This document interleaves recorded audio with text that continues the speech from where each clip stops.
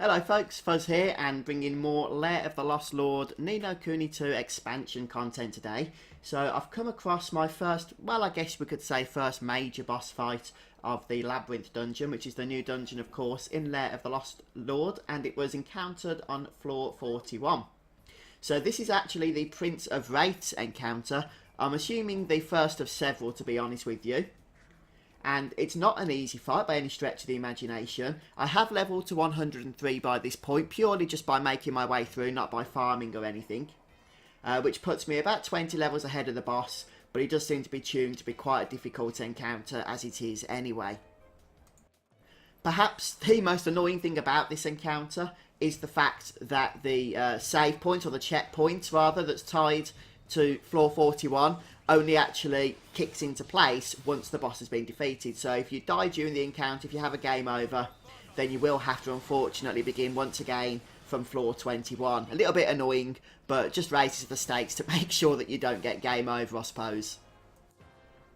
In terms of how this fight actually goes down, and I could have played it much better than I did in the end. I wasn't really trying all that hard, to tell you the truth. I went through quite a few healing items. A lot of his attacks, in fact all of his attacks, are perfectly dodgeable. You could, I suppose, technically go through this entire encounter without taking any damage at all if you're skilled enough. But the vast majority of his attacks will come in at melee range. So he likes to wield his purple hue lightsaber-esque weapon thing here. And as I say, it is mostly melee damage. Although that said, it is melee damage that has quite a range on it, if that makes sense. So don't think just by, you know, sidestepping a little bit, you'll be able to avoid all the damage. A lot of it does come in the form of arcs and cones around the enemy. And there are also a couple of projectiles which he throws, so there is some ranged damage to avoid as well. But to be honest with you, you just need to stay on top of healing.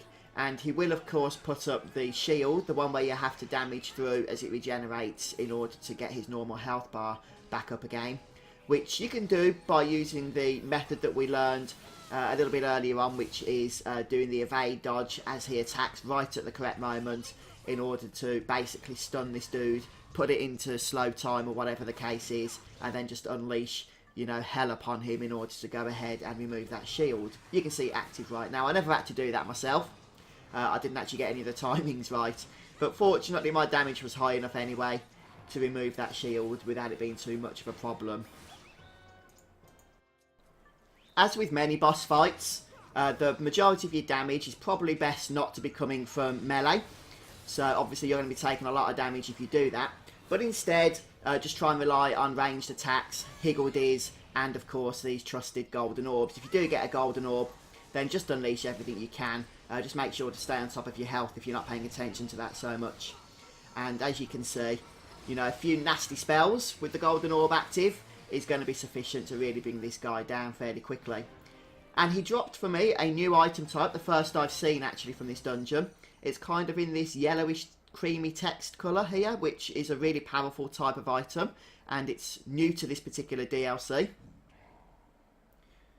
So I'm not sure whether that's the first time you can get one, or if you're guaranteed to get one or not, but please let me know in the comments section if I was just lucky then, or if he always drops one when you kill him.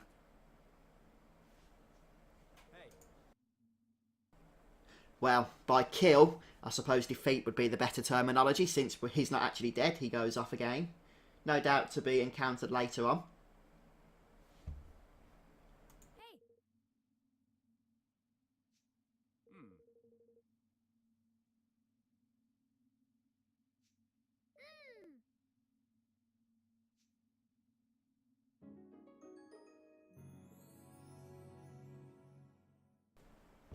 So we get another part of the Manual of the Maiden, which I still don't think we can do anything with as of right now in the Kingdom. But later on, that'll be to fiddle about with all the martial method, new technique thingy that's become available with the DLC.